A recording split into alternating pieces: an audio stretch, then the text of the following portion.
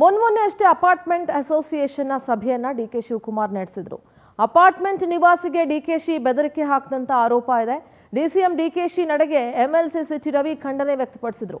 ಜನಪ್ರತಿನಿಧಿಗಳು ಮಾಲೀಕರ ರೀತಿ ವರ್ತಿಸಬಾರದು, ಪರಿಹಾರ ರೂಪಿಸುವ ಜವಾಬ್ದಾರಿ ಯಾರ ಮೇಲಿದೆ?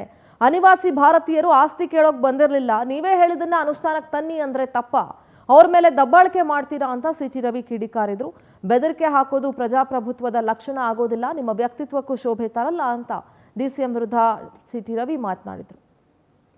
ಅವರೇನು ನೀವು ನಮ್ಮ ಪ್ರತಿನಿಧಿ, ನಮ್ಮ ಮಾಲೀಕರಲ್ಲ ಅಂತ ಹೇಳಿ, ಪ್ರತಿನಿಧಿಗಳು ಮಾಲೀಕರ ತರ ವರ್ತನೆ ಮಾಡಬಾರ್ದು.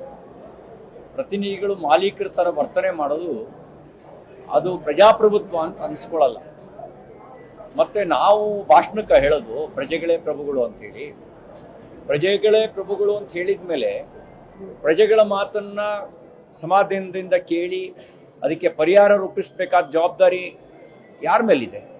ಅವರೇನು ಅನಿವಾಸಿ ಭಾರತೀಯರೇನು ನಮ್ಮಪ್ಪನ ಆಸ್ತಿ ಕೇಳಲಿಕ್ಕೆ ಏನು ಬಂದಿರಲಿಲ್ಲ. ಕಾಂಗ್ರೆಸ್ ಪಕ್ಷದ ಪ್ರಣಾಳಿಕೆಯಲ್ಲಿ ಘೋಷಿಸಿದ ಅಂಶಗಳ ಕುರಿತಾಗಿ ಅವ್ರು ಬೇಡಿಕೆ ಮುಂದಿಟ್ಟಿದ್ರು.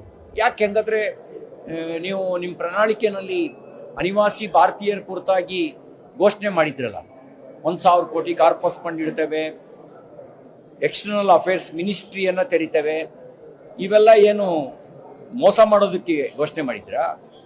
ಬದ್ಧತೆ ಇಲ್ಲದೆ ಇದ್ರೆ, ತಾವೇ ಘೋಷಿಸಿದ ಅಂಶಗಳನ್ನು ಅನುಷ್ಠಾನಗೊಳಿಸಬೇಕು ಅನ್ನೋ ಬದ್ಧತೆ ಇಲ್ಲದೆ ಇದ್ರೆ ಯಾಕೆ ಘೋಷಣೆ ಮಾಡಿದ್ರಿ?